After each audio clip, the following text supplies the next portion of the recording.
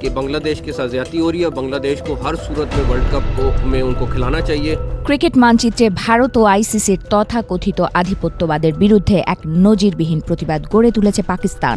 বাংলাদেশের প্রতি বৈষম্যমূলক আচরণের প্রতি সংহতি জানিয়ে টি-20 বিশ্বকাপে ভারতের বিপক্ষে বহুল প্রতীক্ষিত হাই ভোল্টেজ ম্যাচটি বয়কট করার চূড়ান্ত সিদ্ধান্ত নিয়েছে পিসিবি।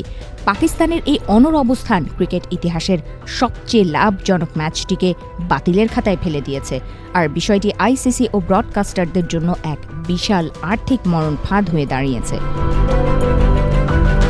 একটি ভারত পাকিস্তান ম্যাচ থেকে বিজ্ঞাপন, স্পন্সরশিপ ও টিকিট বিক্রি বাবদ প্রায় $500 মিলিয়ন আয়ের লক্ষ্যমাত্রা থাকে। পাকিস্তানের এই বয়কটের ফলে আইসিসির সেই বিশাল অঙ্কের রাজস্ব এখন ধূলিসাৎ হওয়ার পথে। সম্প্রচারকারী প্রতিষ্ঠানগুলো তাদের লোকসান ঠেকাতে আইসিসির ওপর চাপ সৃষ্টি করছে, যার ফলে আইসিসি কর্মকর্তাদের মাথায় যেন আকাশ ভেঙে পড়েছে। সংকট নিরসনে এখন পর্দার আড়ালে পাকিস্তানের সাথে সমঝোতার জন্য মরিয়া হয়ে ব্যাক চ্যানেল কূটনীতি শুরু করেছে আইসিসি।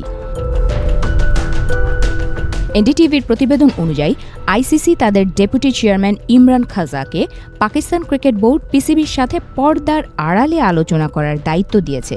সিঙ্গাপুর ক্রিকেট অ্যাসোসিয়েশনের প্রতিনিধি ইমরান খাজাকে আইসিসিতে একজন নিরপেক্ষ ব্যক্তি হিসেবে দেখা হয়। তাকে দায়িত্ব দেওয়া হয়েছে যেন তিনি পাকিস্তানকে বুঝিয়ে আগামী 15 ফেব্রুয়ারি কলম্বোতে ভারতের বিপক্ষে খেলতে রাজি করান।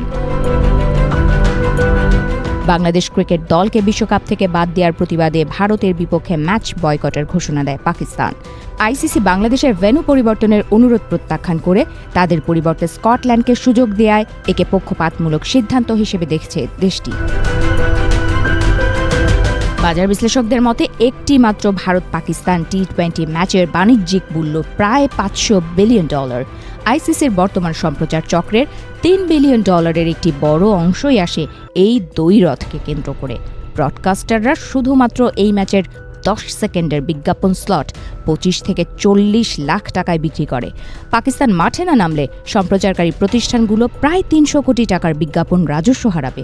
এছাড়া রিপোর্ট অনুযায়ী এই ম্যাচ না হওয়ায় ভারতীয় ক্রিকেট বোর্ড বিসিসিআইও তাৎক্ষণিকভাবে প্রায় 200 কোটি রুপির ক্ষতির মুখে পড়তে পারে।